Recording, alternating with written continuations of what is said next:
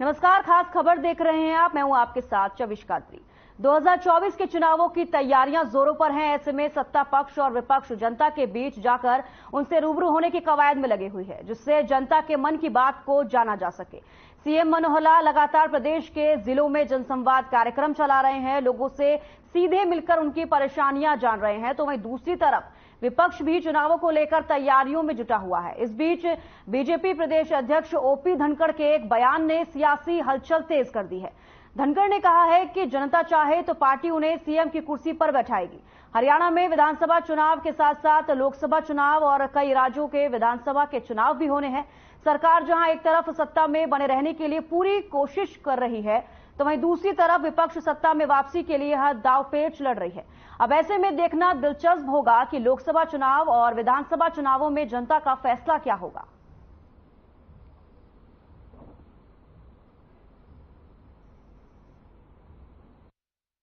Party ने खूब प्यार दिया।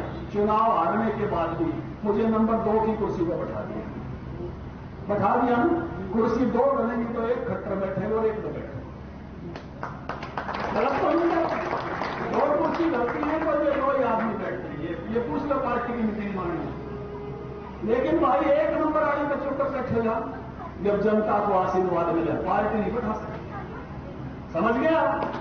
ये एक वाली को बैठाना है तो बाबा सारंगदेव की कृपा भी चाहिए, धार्मिक कृपा भी चाहिए, बाबा मोहनदास की कृपा भी चाहिए और धार्मिक कृपा भी चाहिए। अब जनता जनार्दन का आशीर्वाद मिला तो पार्टी वहां भी बैठा सकती है।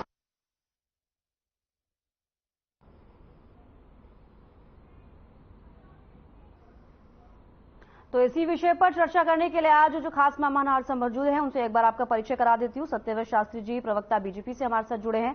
बजरंग दास गर्ग जी प्रवक्ता कांग्रेस से, ओंकार सिंह जी प्रवक्ता इनेलो से हमारे साथ जुड़े हैं। आप सभी का बहुत बहुत स्वागत है। सत्यव्रत शास्त्री जी, अभी आपने ओपी धनखड़ का बयान सुना, उसको लेकर क्या कुछ कहना चाहेंगे? देखिए, ये एक राजनीतिक बयान है और राजनीतिक पार्टी में काम करने वाले हर किसी छोटे से लेके बड़ी कार्यकर्ता तक इस बात के लिए आग्रह और उसका एक इच्छा होती है कि वो आगे तक बढ़े जी। और भारतीय जनता पार्टी इस काम के लिए जानी जाती है जी। हमारे यहाँ प्रधानमंत्री से लेकर नीचे तक के जितने उम्मीदवार हैं या जो आज किसी दायित्व पर काम कर रहे हैं जी, उनके द्वारा उनके पारिवारिक या उनके किसी धन्ना सेठ के आशीर्वाद से नहीं जी, बल्कि वो पार्टी और जनता और उसके स्वयं की मेहनत और उसके प्रति समर्पण का वहां तक पहुंचाता है। और इसी दृष्टि से एक राजनीतिक बयान आया होगा कि जब भी चुनाव हो तो पार्टी आगे बढ़ेगी, तो आगे बढ़ती है तो सब लोगों को आगे बढ़ने का अवसर मिलता है। उसी क्रम में इसको देखना चाहिए। जी। सत्यव्रत शास्त्री जी, इसको फिर किस तरीके से देखते हैं आप? मैंने बताया ना कि कोई भी राजनीतिक पार्टी में काम करने वाला कार्यकर्ता नेता, उसकी इच्छा आगे तक बढ़ने की होती है। उसके लिए जनता, पार्टी और स्वयं की मेहनत जी, ये 3 चीजें ऐसी होती हैं जो, और फिर एक हम सब मानते हैं कि भाग्य तो बड़ी चीज होती है। भाग्य भी यदि जो सारे गांव प्रारंभ भी काम करेंगे तो कोई व्यक्ति कहीं तक भी पहुंच सकता है। ये तो नरेंद्र मोदी जी ने सिद्ध कर दिया। भारत की जनता ने उनको जो प्रेम दिया और एक बार ये 2 बार दिया और तीसरी बार की तैयारी है, तो जब जनता का प्रेम मिलता है तो छप्पर पहाड़ से मिलता है। तो आपका कहना है कि जो बयानबाजी उनकी तरफ से की गई है तो वो अपने हिसाब से ठीक है? नहीं, वो अपने हिसाब से, पार्टी के हिसाब से सब तरह ठीक है। उसमें किसी प्रकार का कोई ऐसा नहीं है कि भाई मैं बनूंगा, मैं बनाऊंगा, या जो कांग्रेस में जिस प्रकार का उथल पुथल चलती है कि मैं ही उम्मीदवार हूँ, मैं ये हूँ, ये सब चीजें तो बजाय एक राजनीतिक पार्टी का प्रदेश अध्यक्ष अपने संगठन के बल के ऊपर जब पार्टी को सत्ता में लाने का प्रयास और बातचीत होती है तो उसके कयास लगाए जाते हैं। जी। बजरंग दास जी, सत्यव्रत शास्त्री की तरफ से कहा गया है कि आपकी पार्टी में इस तरीके से चलता है कि मैं उम्मीदवार हूं और इस तरह की उथल पटक चलती है। जी। वैसे तो ये भारतीय जनता पार्टी का अपना निजी मामला है जी। कौन मुख्यमंत्री बने ना बने जी, वो तो इनका इंटरली पार्टी का मामला है जी। मगर एक बात जरूर कहूंगा, ना रहेगा बांस ना बजेगी बांसुरी। जी। हालात भारतीय जनता पार्टी की सबको पता है, खास तौर पे जो अपने न्यूज चैनल वालों को ज्यादा पता।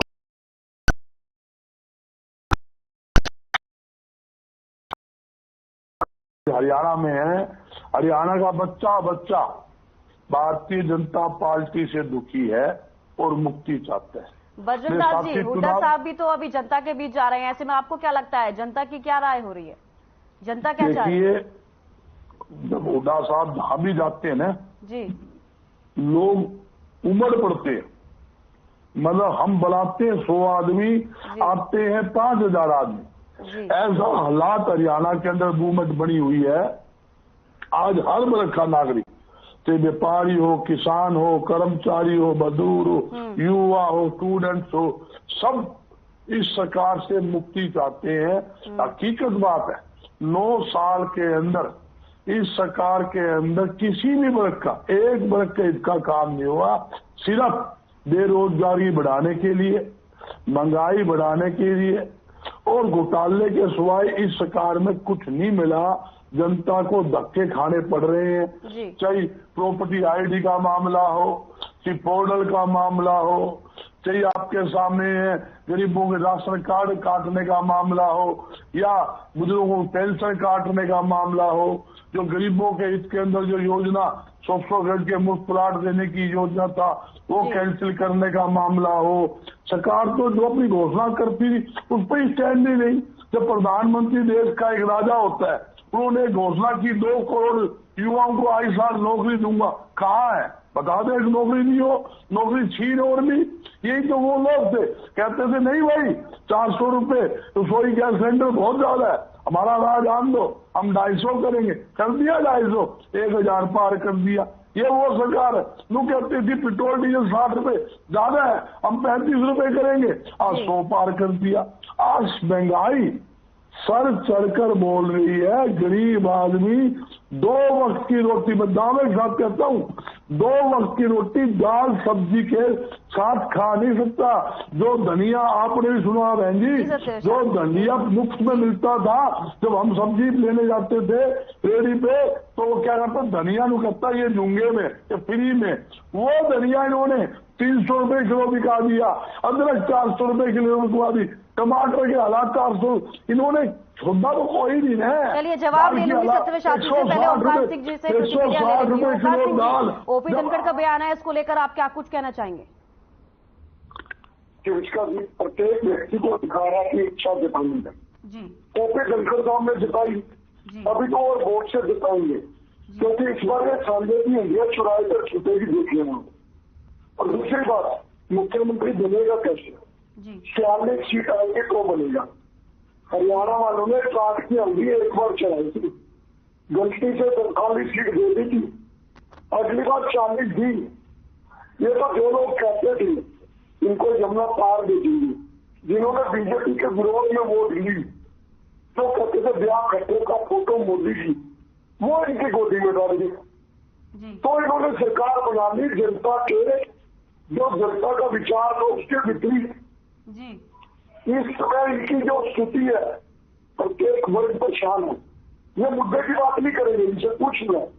महंगाई, भ्रष्टाचार, बेरोजगारी, अपराध, पेपर लीक, प्रॉपर्टी आईडी, परिवार पहचान पत्र, पेंशन बंद, राशन कार्ड, इससे बात नहीं करी। चलिए ओमकार सिंह जी, लगातार इस तरीके के आरोप प्रत्यारोप लगते रहेंगे, लेकिन अभी आपसे पूछना चाहूंगी 2024 के चुनावों की बात की जाए तो आपकी तरफ से क्या कुछ तैयारी हो रही है? जी, पार्टी जिस दिन से छोटे बच्ची चुकाना है परिवर्तन पद यात्रा शुरू करी है, और जिस दिन से उन्होंने घोषणा करी हम परिवार पेंशन 7500 देंगे, हर घर हर माह 1 गैस सिलेंडर फ्री देंगे और 1100 रुपए गहनी के खाते देंगे, हर घर एक रोजगार देंगे, बेरोजगार शिक्षित युवा को 21,000 रुपए बेरोजगारी भत्ता देंगे, और ये ग्रेजुएट को 7500 रुपए पोस्ट ग्रेजुएट को।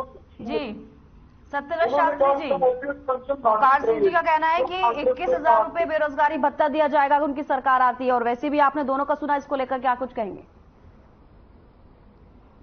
ये दोनों लोग जो है मेरे मित्र, मेरे बड़े बैठे हैं जी, ये कब शाम तक दोनों गलबैया कर रहे थे कांग्रेस और इन लोग ये जोर शोर से अधिक कांग्रेस कह रही थी कि हम जोड़ेंगे नहीं और इन लोग कह रही थी कि हम छोड़ेंगे नहीं। ये इंडिया नाम का जो गठबंधन किया ये हमारी सलाह से हुआ, हमारी योजना से हुआ जी। और कांग्रेस कह रही थी कि इससे तो दूर दूर काम नहीं। तो आप सोचिए, जो दूसरे की गलों में पड़ने के लिए आतुर है वो अगले थी 21,000 नहीं थी 51,000 कर दे, कहीं कोई लेना देना की बात है नहीं। दूसरी बात वजिंदार जी ने जिस बात को महंगाई को लेकर बात कही, इस बात के आंकड़े बोलते हैं कि क्या हुआ। कांग्रेस का पिछले 10 साल का जो शासनकाल था 2004 से लेकर 2014 तक था जी, और उससे पहले वाजपेयी जी की सरकार थी। वाजपेयी जी की सरकार से जब इनको सत्ता मिली कांग्रेस के 10 साल के कार्यकाल में जी, कोई भी चीज 3 से 4 गुना से आगे बढ़ी है। 3 गुना से कम कोई रही नहीं और कोई 4 गुना तक की बात महंगाई, चाहे तेल की बात हो, राशन की बात हो, आटे की बात हो, जमीन की बात हो, लफ्ज की बात हो, किसी प्रकार का भी आप मुद्दा उठाएंगे तो उस मुद्दे में 2004 से और 2014 के बीच 4 गुना महंगाई बढ़ी है जी। अब इस बात को लेकर इनको धनिया मुफ्त चाहिए, इनको प्लाट मुफ्त चाहिए। अब जो किसान अपने खेत में पैदा करता है तो बताओ वजिंदार गर्ग जी की दुकान पर वो फ्री कैसे देके जाएगा और देना चाहिए क्या? आप ये विचार कीजिए, किसान मेहनत करके जिस फसल को उगाता है जी, और साहूकार ये चाहे कि वो फ्री दे जाए, तो भाई कोई चीज आप भी उनके खेत को फ्री देखा हो तो आदान प्रदान तो होना चाहिए ना।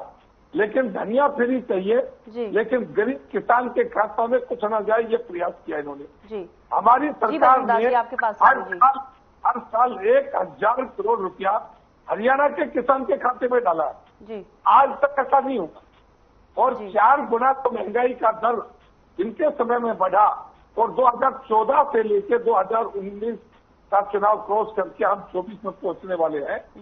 24 में कोई भी ऐसी चीज बता दे एक भी कि जो 1.5 गुना भी आगे बढ़ी हो। मैं 1.5 गुना की बात कर रहा हूँ। तेल लगा ले, किसी चीज को उठा ले, साहब तो व्यापारी आदमी है, बाजार के मार्केट की बात करेंगे तो आप एक भी चीज बताइए कि 2014 में रेट ये था, हमने महंगाई कम करने के लिए कहा, लेकिन इसके साथ जोड़ दें कि 35 कर देंगे, 400 कर देंगे। आपके यहाँ 400 का सिलेंडर था, 450 का था, तो कितने से आगे बढ़ा था और आज कितने से आगे बढ़ा है ना? अंतर करेंगे तो जनता आजकल जानती है। ये साहब और जो ओमकार सिंह जी है ये राजनीति कर रहे हैं 70 और 75 के समय की, जब लोगों को भड़काया जाता था और ये लोग कहते थे कि भाखड़ा के पानी से बिजली निकालनी, कुछ नहीं बचा। आप बताओ, इसी बात पर वोट ले लेते। चलिए एक बार प्रतिक्रिया ले लेते हैं। बजरंग दास जी क्या कुछ कहना चाह रहे थे आप? जी कहिए। मेरे शास्त्री जी बहुत सीनियर वक्ता भी है और हमारे साथी भी है जी, मैं बड़ा सम्मान करता हूं इनका। अगर इन्होंने एक बात कही महंगाई की जी, मैं पूछना चाहता हूं, जब से देश आजाद हुआ है तब से अब तक की बात कर रहा हूं, कपड़े पर, चीनी पर, दूध पर, दही पर, मेरे खाद पर, इन पर टैक्स नहीं था। इस सरकार ने उनको भी नहीं छोड़ा, उन पर टैक्स लगा दिया। ये कहते हैं महंगाई कैसे बढ़ी? मैं बताता हूं, जो खाद्य वस्तु जरूरत का सामान, आम जरूरत के सामान पर 5% टैक्स होता था, जिसको हम बोलते थे वेट कर। इन्होंने उन आइटम पर 5 से बढ़ाकर 18 व 28% टैक्स लगा दिया। इतना भारी भरकम टैक्स आपके सामने है। ये कहते हैं भी बता दीजिए कहाँ रेट बढ़ा। हमारे राज्य के अंदर 2005 से लेकर 14 तक उस महकमे का मैं खुद चेयरमैन था, हरियाणा कन्फर्ड का। 20 रुपए किलो दाल हमने राशन डिपो के माध्यम से दी है, मतलब लाखों काउंटर डाल दिए, रिकॉर्ड की बात है, आप चेक कर लो, उसमें कोई झूठ नहीं है। और आज दाल की कीमत देखो क्या है। हमारे समय में पहले मार्केट में दाल 60 रुपए 62 रुपए किलो होती थी, आज आप दाल की कीमत देख लो, आप सब्जी कोई सब्जी उठाकर देख लो, सब्जी की कीमत देख लो, मेरे परसेंट नहीं कई गुना गुना बढ़ी है। ऐसी स्थिति है, कोई भी आइटम आप देखोगे आज हर चीज कई % बढ़ी है। जहां इन्होंने रसोई गैस का जिक्र किया 400 रुपए, जब हमारे सामने 10 रुपए रसोई गैस सिलेंडर बढ़ता था तो भारतीय जनता पार्टी के नेता गैस सिलेंडर को सर पर धर के नाचते थे। 10 रुपए बढ़ गया। ये हालात देख लो, 400 रुपए सिलेंडर, जो देश जब से 1947 से लेके अब तक तो गैस सिलेंडर का 400 रुपए तक बढ़ा और इन्होंने 1150 रुपए तक उस गैस सिलेंडर को लेके चले गए। आपके सामने पेट्रोल डीजल की बात ले लो, जब से हरियाणा आजाद हुआ, एक बात नहीं बताता हूँ, 1966 से लेके 2014 तक हम हरियाणा सरकार के ऊपर कर्जा सिर्फ 70,000 करोड़ का। इन्होंने 9 साल के अंदर मलाई खा कर घोटाले कर करके वो कर्जा 4 लाख करोड़ से ज्यादा प्रदेश की जनता के ऊपर चढ़ा दिया। मैं पूछना चाहता हूँ वो पैसा कहाँ गया? इतना भारी भरकम 48 साल के अंदर पूछ लीजिए जाएगा फिलहाल। ओंकार सिंह जी, अभी आपने सत्यव्रत शास्त्री जी को सुना, उनका कहना है कि आप 75-70 साल पुरानी बातें कर रहे हैं।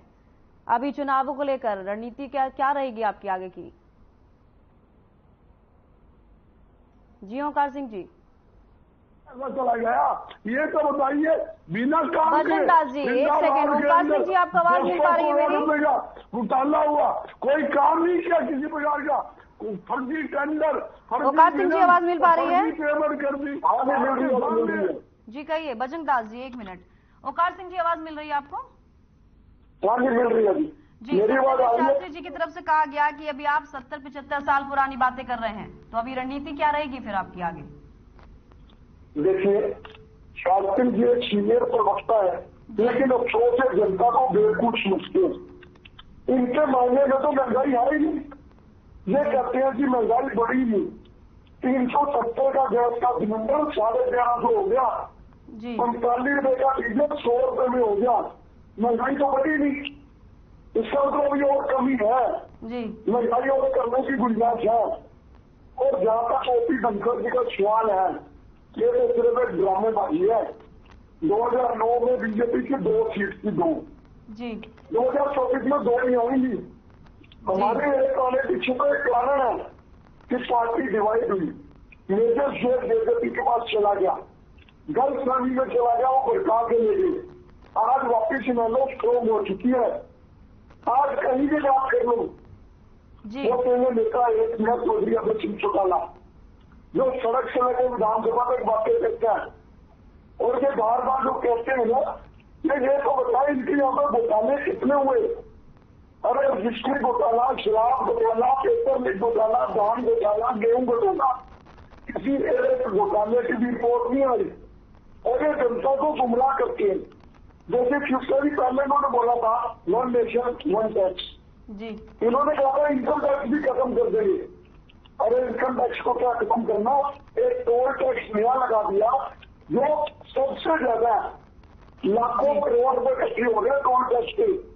फिर उन्होंने बोला 1 नेशन 1 कार्ड, 50 तरह के कार्ड बना दिए उन्होंने, पैन कार्ड, आधार कार्ड, वोट कार्ड, अब नया फैमिली कार्ड बना दिया। अब नया ड्रामा लेके आ गए 1 नेशन 1 इलेक्शन। ये बताएं कि कैसे करेंगे यूपी के इलेक्शन को 2027 में। चलिए सत्यव्रत शास्त्री जी से जवाब ले लेते हैं। सत्यव्रत जी, अभी आपने दोनों विपक्षी पार्टी को सुना, लगातार आरोप लगाए जा रहे हैं कि बेरोजगारी बढ़ रही है, साथ ही महंगाई भी बढ़ी है, और ऐसे में ओंकार सिंह जी की तरफ से कहा जा रहा है कि 2 सीटें भी नहीं आने वाली हैं। देखिए, बेरोजगारी बढ़ रही है जी, लेकिन नेताओं, महंगाई बढ़ रही है लेकिन नेताओं, क्यों? कि उनको समय नहीं मिल रहा, उनको जगह जनता उनको समय दे नहीं रही, जनता सुनने के लिए तैयार नहीं जी। इस देश माननीय प्रधानमंत्री नरेंद्र मोदी जी ने 2014 से 2024 की यात्रा के दौरान भारत को एक ऊंचे दर्जे से आर्थिक गति दृष्टि देखे तो 10वें पायदान से लेकर 5वें पायदान तक पहुंचा जी। ये लोग महंगाई की बात कर रहे हैं, हम कह रहे हैं कि हमने जितनी महंगाई मिली थी 1.5 गुना से ज्यादा नहीं बढ़ थी, तुम्हारे समय में 3-4 गुना बढ़ी। भ्रष्टाचार की बात करते हैं वो लोग जिनके भ्रष्टाचार में नेता और कितने सारे लोग जेल यात्राएं कर चुके और करने की तैयारी है। जी। केंद्र सरकार पर बाकी पर घोटालों के नाम बोल सकते हो, लेकिन आम व्यक्ति इस बात को महसूस करता है कि हरियाणा में यदि पहली बार सरकार बनी है जनता की, जो ये कह सकते कि हमारी सरकार, तो हमारी सरकार कहने वाले लोगों की पहली बार सरकार बनी, नहीं तो पहले कांग्रेस वालों की, फिर इनेलो वालों की, फिर किसी और की, फिर किसी और की, यानी जो पार्टी में सरकार होती, उसके अलावा किसी को ये कहने का अधिकार नहीं होता था कि ये सरकार मेरी है। पहली बार हरियाणा के लोगों को महसूस हुआ कि सरकार सबकी है। और कितने साथी, मेरे 2 साथी बैठे हैं, इनके रिश्तेदार, इनके पार्टी में काम करने वाले कितने ही हजारों लोगों को नौकरियां मिली हैं। वो लोग आकर बताते हैं कि हम उस पार्टी में थे, हम उसमें थे। और कितने ही लोगों के जो काम सरकारी स्तर पर होने के थे, सरकार की नजर ठीक होती थी, मंत्री और सीएम की तो होते थे, वो अनायास बिना किसी अप्रोच के होने लगते हैं। तो महसूस करते होगा, महसूस तो अब होगा ना कि यार हमारे समय में तो सब लोग हम लगे रहते थे दिन रात सूट के सूट में, हम तो बेरोजगार हो गए। उस समय बहुत कुछ चीजें मुफ्त मिलती थी, अब हम तो सत्यदेव शास्त्री जी, इस बार आपके चुनावों का एजेंडा क्या रहने वाला है? हमारा देश को आगे बढ़ाने का, जी, इस देश के हर सबका साथ, सबका विकास, सबका विश्वास लेकर घर घर तक विकास की बयार पहुंची। चलिए, मूलभूत से कोई वंचित न रहे, सबका साथ सबका विकास। लास्ट कमेंट बजरंग दास जी आप भी दे दीजिए, क्या चुनावी एजेंडा इस बार आपका रहने वाला है? कुछ सेकंड में अपनी बात खत्म कीजिएगा। कहना चाहता हूं, कांग्रेस पार्टी चुनाव के लिए जी 24 घंटे तैयार है। जी, सरकार भारतीय जनता पार्टी जब भी चाहे जी चुनाव करवा के देख ले, इनका टुकड़ा साफ होना। ठीक है, ठीक है। ओकार सिंह जी, आपका लास्ट कमेंट चाहूंगी। भी मैं मुख्यमंत्री बनूंगा। जी बजरंग दास जी, 1 मिनट। ओकार सिंह जी, आपका लास्ट कमेंट चाहूंगी। जी, जल्दी से अपनी बात खत्म कर दीजिए। हमारा एक ही एजेंडा है, हम रोजगार देंगे, बेरोजगारी दूर करेंगे, और जितनों ने घोटाले किए, चाहे वो मुख्यमंत्री है, चाहे गृह मंत्री है, चाहे शास्त्री जी है, इन सबको जेल में पहुंचाएंगे। एक एजेंडा है, भ्रष्टाचार मुक्त करेंगे और सारे को रोजगार देंगे, क्योंकि रोजगार अगर मिल जाता है तो किसी को मुफ्त की आंख नहीं रहती। इन्होंने तो 80 करोड़ लोग गरीब बना दिए, 5 किलो अनाज दे रहे 80 करोड़ लोगों को। ये हालात पैदा कर दिए। बेरोजगारी दूर करेंगे, बिजली व्यवस्था ठीक करेंगे, ऐसा मीटर लगाएंगे। चलिए ओकार सिंह जी, बेरोजगारी को दूर किया जाएगा। लगातार पार्टियों की तरफ से कहा जा रहा है कि बीजेपी में बहुत ज्यादा बेरोजगारी हो रही है, कांग्रेस की तरफ से भी ये कहा जा रहा है। अब देखना होगा कि जनता क्या चाहेगी। फिलहाल सत्यदेव शास्त्री जी, बजरंग दास जी, ओंकार सिंह जी, आपका बेहद शुक्रिया हमारे साथ जुड़ने के लिए और तमाम बातचीत के लिए। फिलहाल के लिए खास खबर में इतना ही, दीजिए इजाजत, नमस्कार।